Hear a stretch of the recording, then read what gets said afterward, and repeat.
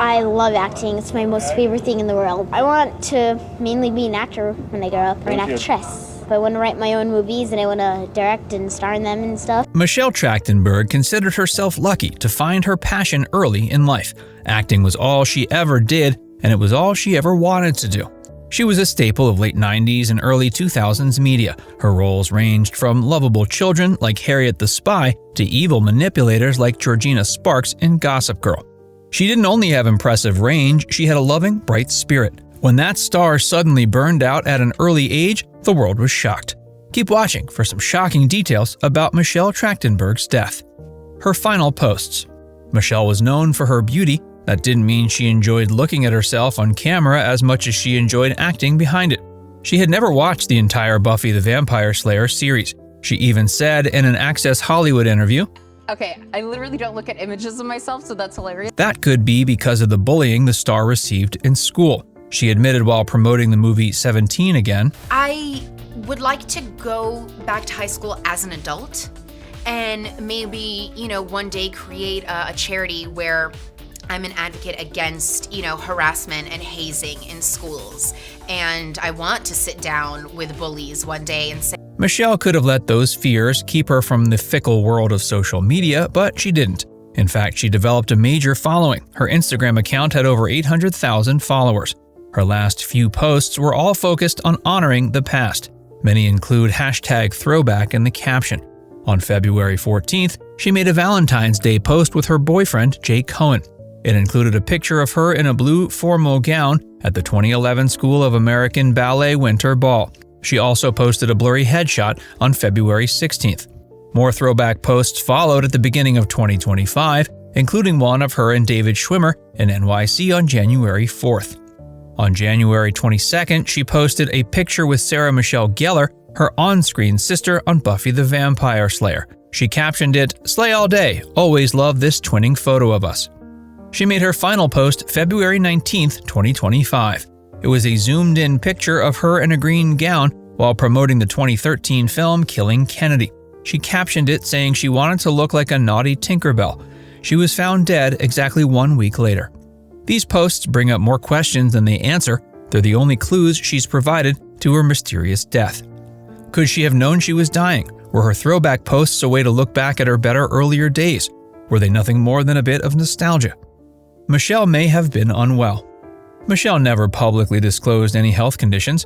When anyone suggested she may be unwell, she resisted. In January 2024, she responded to commenters who claimed she looked unwell after posting a selfie.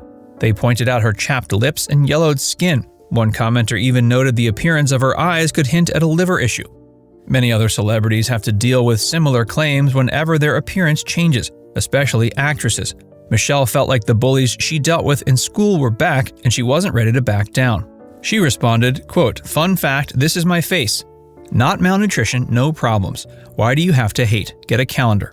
She also added in a follow-up post, quote, "I have received several comments recently about my appearance. I've never had plastic surgery. I am happy and healthy. Check yourself, haters." Despite these assertions, Michelle may have been dealing with secret health issues that she didn't want the world to know about. She may not have wanted fans to worry or feared it may have kept her from getting to do what she loved. The staff at Sartiano's, one of Michelle's favorite Soho restaurants, said she didn't seem well during her last visit there. She was thin and could barely go down a flight of stairs. A close source also said she had been down emotionally and dealing with health issues in the last year. They said, quote, "She told friends she was struggling. She was really sick and open with those in her circle about how much she was struggling." Her mother called 911. They say a mother should never have to bury a child. That's one of the most significant factors that makes Michelle's death so tragic. She and her mother had interacted days before her tragic end. According to TMZ, when her mother Lana saw her alive last, she was active despite health concerns. There was no hint of what was to come. Michelle Trachtenberg was found dead in her New York City apartment February 26, 2025.